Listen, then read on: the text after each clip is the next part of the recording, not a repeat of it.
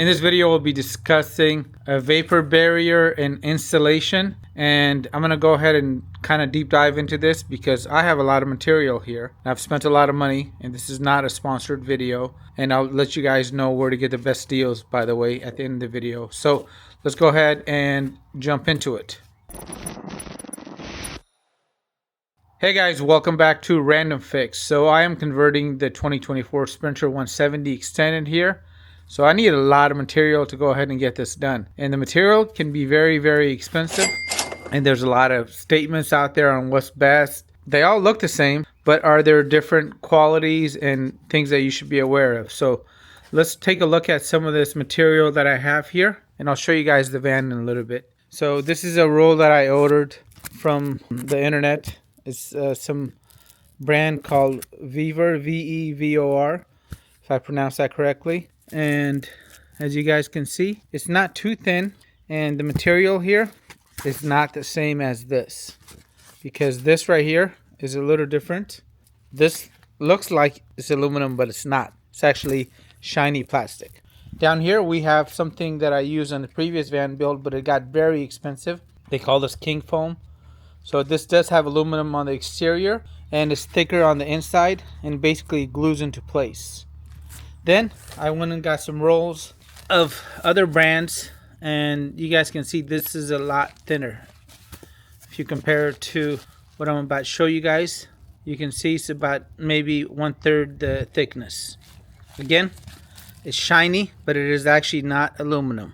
Same thing with this. And I did put Thinsulate in the van, but I have tried wool in some small compartments, and I'm going to discuss that in another video.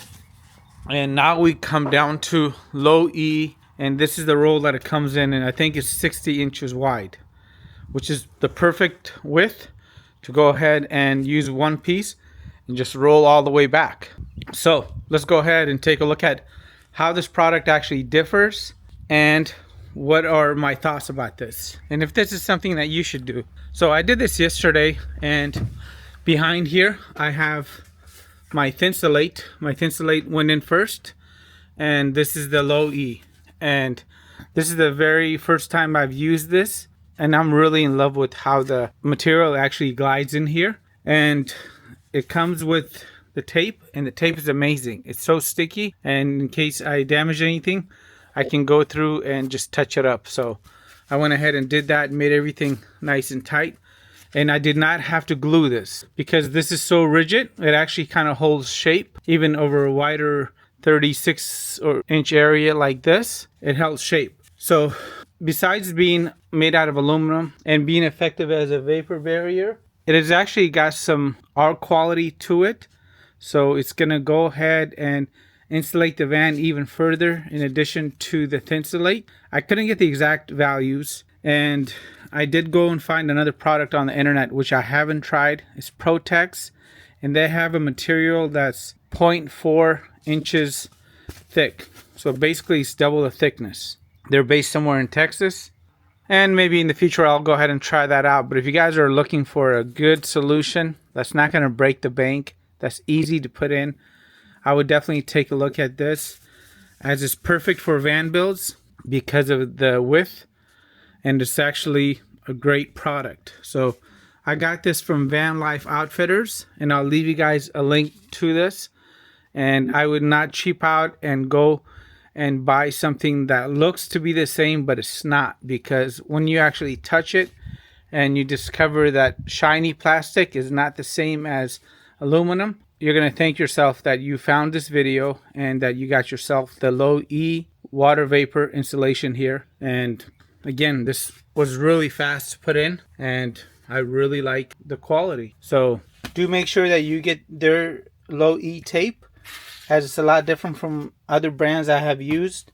It's a lot easier to apply, very sticky, and really good solution. And if you're thinking about insulating your van, I'll leave you guys 2 videos where I discuss this in depth on different materials, as I'm about to go and insulate this next. I just did the headliner, made a power port in there, and I'm going to go and put that back in. And the best part is I didn't damage anything, didn't break any clips. And if you guys want to do the same, check out the van build playlist down below, as well as at the end of the video, and give the video a thumbs up, and we'll see you on the next one. Thanks again.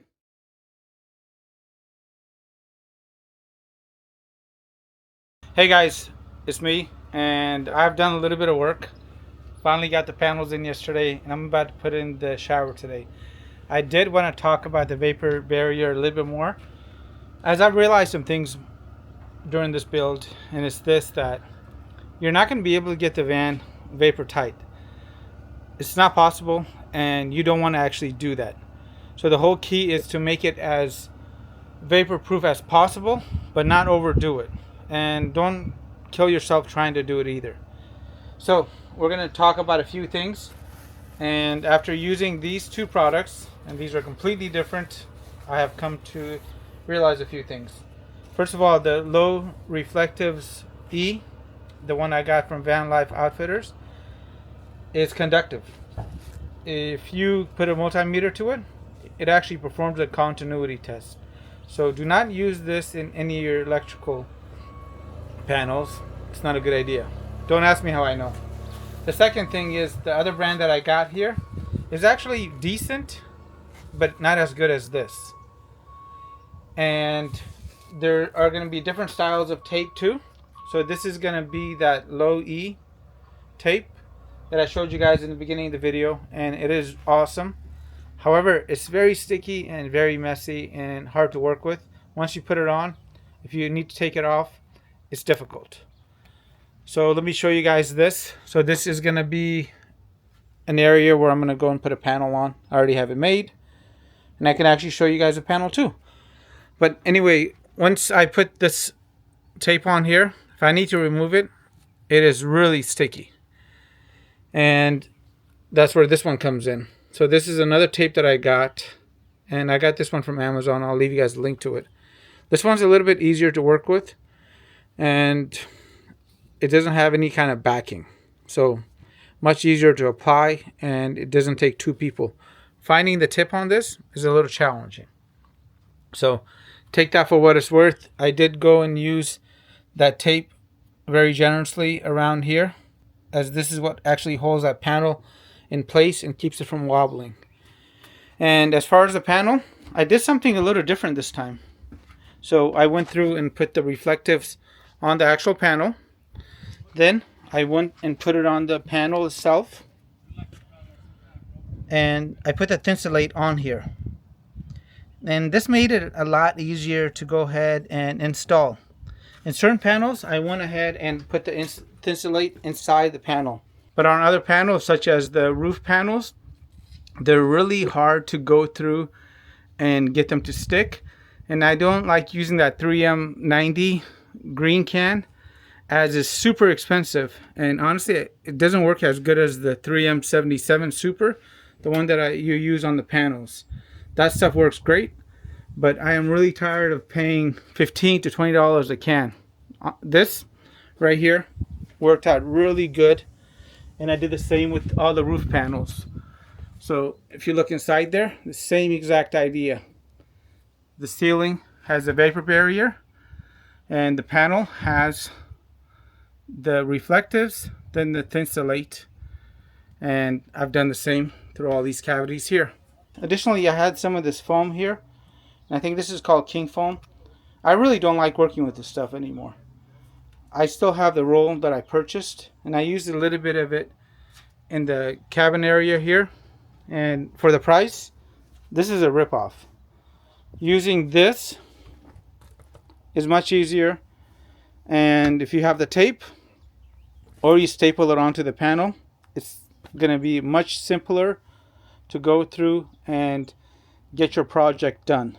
So I'm sure there's a million other things that we can discuss about insulation and vapor barriers, but I'm going to go ahead and leave you guys off with the fact that there's other videos I have about that. So if you guys want to see me do the normal process of putting the Thinsulate on the ceiling, I will leave you guys those videos. You guys can go ahead and check them out. I'm about to go ahead and throw a bathroom in here, and I'm really excited about this because this is a bathroom in a box, and so I should have this done in a few hours, and it's made out of aluminum, so no rusting, no need to deal with wood, and no 1,000 trips to the hardware store asking people questions that they don't have the answer to, because most people don't build inside of a van. Anyway, if there's something that I can help you guys with, please let me know what it is down below, and I'll do my best to point you guys in the right direction. If you guys like this video, make sure you do give it a thumbs up, as I do put a lot of time and thought into this. And if I think of anything else, I'll leave you guys links to it in the video description box down below. As always, guys, make it a great day.